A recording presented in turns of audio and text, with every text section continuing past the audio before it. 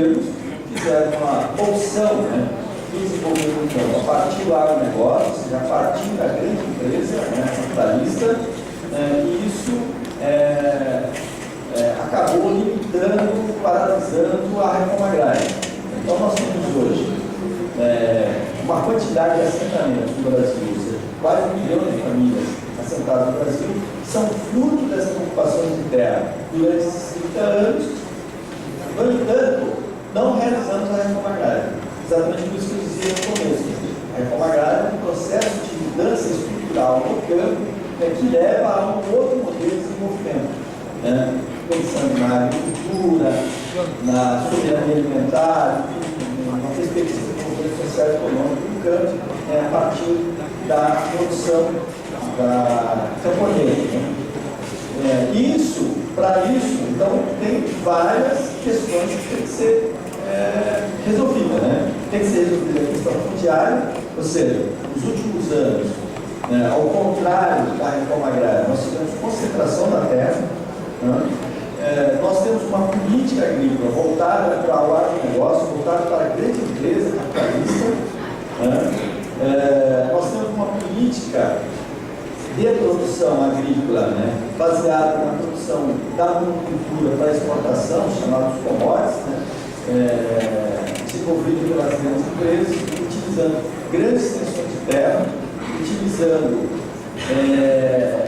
uma tecnologia baseada em insumos agroquímicos, né, ou seja, grandes quantidades de fertilizantes químicos, de agrotóxicos, enfim, né, de uma mecanização pesada, de grandes máquinas pesadas, que inclusive dispensa a mão de obra dos trabalhadores do campo. Então, nós tivemos um retrocesso da reforma agrária. Por quê? Tivemos concentração de terra, temos uma política agrícola voltada para as grandes empresas capitalistas, inclusive centralizada nas empresas multinacionais e transnacionais, né? Ou seja, a produção do campo hoje está concentrada basicamente na mão de meia dúzia de grandes empresas, né? Que é a produção de leite, com a Nestlé, né? Que domina a cadeia da produção de leite no Brasil. Aí as empresas da soja, né? A Monsanto, por exemplo, que controla boa parte da produção de soja no Brasil, né? Enfim, a produção de grãos, né? Milho, a partir da monocultura, e a produção de carne, né? Com a criação de gado e aves, também controlada por grandes empresas transnacionais, e a produção de madeira, né? Que também é controlada por grandes empresas. Então, assim, a gente tem na produção de commodities algumas ramos de produção que é controlada por meia dúzia de grandes empresas. Ou seja, a produção de leite, a produção de animais para exportação de carne, de gado e suínos e aves, né? Temos a produção de grãos, né? Soja, milho, basicamente, né? E a produção de madeira, né? Aí, a partir dessas grandes empresas também que está ocupando muito o território brasileiro, né? Ou seja, áreas que seriam áreas para a reforma agrária, inclusive áreas, né, públicas, estão sendo ocupadas por essas monoculturas, né, em regiões pela madeira, em regiões pela soja. Por exemplo, a soja, né, tem ocupado toda essa região centro-oeste e norte do Brasil, né, inclusive provocando desmatamento da mata amazônica e de região de cerrado, né? Não sei, o professor Tomás, que trabalha muito isso, né? Que é assim, a migração do boi, né? Ou seja, as regiões de criação, de grande criação de gado, aqui no estado de São Paulo, Mato Grosso do Sul, por exemplo, norte de Minas Gerais, essa produção de gado migrou para a região norte do Brasil, né? Porque faz esse movimento, né? Você desmata a mata, desmata o cerrado, coloca o gado, depois do gado vem a soja, né? Então faz esse movimento em direção ao norte do país, né? Faz esse movimento em direção à Mata Atlântica, à Mata Amazônica, né? e o Cerrado. Infelizmente, nós temos um outro movimento aqui no Sudeste, né? Que é o movimento da Madeira, né? Que no estado de São Paulo, né? Região do estado de São Paulo, Minas Gerais, mas principalmente na Bahia e no Espírito Santo, né? Inclusive regiões de Mata Atlântica, né? Que eram cobertas com Mata Atlântica, hoje está sendo coberta pelo pinos e eucalipto, né? Por essas grandes empresas. E aqui no estado de São Paulo, eu acabei falando, mas tem então o problema da cana, né? Que é o estudo do professor, então, né? Porque a gente discutiu muito essa questão da cana lá no portal do Paranapanema, né? Porque o grande parte do território de São Paulo está coberto pela cana, né? Cana-de-açúcar, pelas grandes usinas, né? Então, São Paulo, por exemplo, poderia ser um potencial de produção de alimentos, né? São Paulo tem potencial para isso, em termos de qualidade de solo, de clima, inclusive, né, disso, de demanda de alimentos, né? No entanto, o território de São Paulo está ocupado pela cana-de-açúcar, né? De etanol e açúcar para exportação. Ou seja, esse modelo faz com que o Brasil hoje seja, né, está entre os maiores exportadores de soja do mundo, se não me engano, é o segundo, entre os maiores exportadores de milho do mundo. Se não me engano, também está entre o segundo maior de carne, né? Está entre os maiores também, acho que o primeiro exportador de cana-de-açúcar, né? De açúcar, né? Enfim, né? Exatamente devido a esse modelo de que os governos, né, acabou optando nos últimos anos, né, que é o chamado, então, agronegócio. Só que é um modelo altamente concentrador de terra, dos meios de produção de capital. Né? É um modelo, né, que, inclusive, provoca problemas sociais, porque dispensa mão de obra. Essa riqueza gerada, ela não fica na região, né? Isso acaba prejudicando no interior do Brasil, principalmente os municípios menores, que vão ser controlados pelas grandes empresas. Então, aquela renda gerada por essa produção da monocultura das empresas na região, como é commodities para exportação, então essa riqueza não beneficia aquela região. Né? Por quê? Porque a renda disso fica concentrada na mão de poucas empresas e muitas delas, são empresas multinacionais, né, que nem tem sede aqui no Brasil. Né? Então a renda disso acaba indo lá para a sua sede e não beneficia o interior do país, não beneficia a sociedade brasileira. Então nós temos um problema econômico, social, né?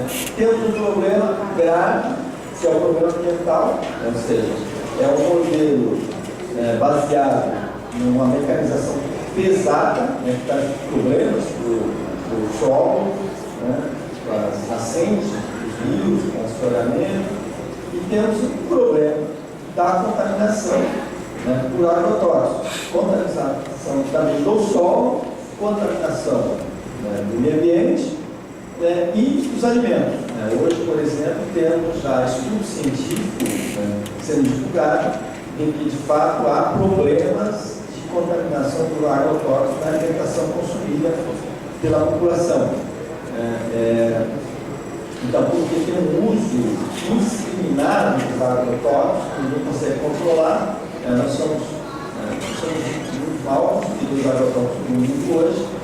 Só que esse consumo é um consumo que não tem controle, né? Não sabe exatamente a quantidade de agrotóxico que está se usando nesse tipo de produção. O que sabe é que isso está trazendo problemas. Problemas para o solo, para o meio ambiente, problemas para a saúde a partir da contaminação da alimentação, além do problema ambiental, que é desmatamento, que é assoreamento dos rios, né? Inclusive agora, né? Tem estudo já comprovando que aqui no estado de São Paulo tem problema de contaminação do nosso reservatório, aí, o aquífero do Guarani, né? São os maiores, então já tem estudo comprovando que há contaminação. Enfim, bom, o que acontece? Estou falando disso para falar que esse modelo, né, quer dizer, com esse opção por esse modelo de desenvolvimento a partir das grandes empresas, da monocultura, usando grandes extensões de terra, com mecanização pesada e agroquímicos, você inviabiliza a realização da reforma agrária. Ou seja, não é possível fazer a reforma agrária nesse modelo. É contraditório. Então, isso colocou a reforma agrária numa defensiva, colocou a reforma lá no cantinho. Quer dizer, você faz a reforma agrária, você faz alguns assentamentos em regiões aonde, dois motivos, onde tem grandes conflitos de terra ou tem áreas de terras que as grandes empresas não têm grande interesse. Então, são terras que já estão em segundo plano. Ou você vai ter assentamentos em regiões, por exemplo, como Pontal do Paranapanema, mas tem outras regiões do Brasil, onde tem uma concentração de conflitos de terra, histórico, ou você vai ter assentamentos em regiões onde não tem interesse ainda, não tem interesse pelas grandes empresas, que são regiões assim, de condições da agricultura pouco desenvolvida ainda, pouco favorável. Então, nós temos, por exemplo, nos últimos anos, nós temos quase 1 milhão de famílias assentadas durante os 30 anos no Brasil todo, mas a grande maioria dessas famílias assentadas estão na região norte, ou seja, em terras, em áreas, inclusive áreas que foram já consideradas de colonização pelo governo militar, agora foram transformadas em assentamento de reforma agrária. Quer dizer, isso não é fazer reforma agrária. Você pegar a terra pública, que inclusive já foi destinada à colonização anos anteriores, regularizar ela, dizer que assentando famílias de trabalhadores camponeses, não é reforma agrária. Então, isso que aconteceu muito nos últimos anos. E nas regiões, então, onde deveríamos estar fazendo reforma agrária, ou seja, onde estão os trabalhadores demandando a terra, você não tem condições de fazer, porque ela já está ocupada por esse modelo de desenvolvimento em campo, ela já está ocupada pelo agronegócio. Aonde já está ocupado pelo agronegócio, dificilmente você vai fazer reforma agrária. Quer dizer, é impossível você desapropriar uma área que já está ocupada pelo agronegócio para fazer essa reforma agrária. Ou seja, a correlação de força política não permite realizar isso. Você não vai pegar uma área de terra, por exemplo, onde está já instalada a cultura da cana para a produção de álcool e açúcar pelas grandes empresas, pelos usineiros, é impossível você arrecadar uma área nessas regiões para fazer exatamente a reforma agrária. Até temos, por exemplo, como Ribeirão Preto, temos alguns assentamentos, mas são franjas de terra que estão meia, ou pública, ou devoluta, ou programa ambiental, alguma coisa que ela não está ainda sendo usada pelo agronegócio. Aonde o agronegócio está organizado, é impossível você reverter essa situação, você arrecadar essas terras para fazer assentamento. Então, o que aconteceu?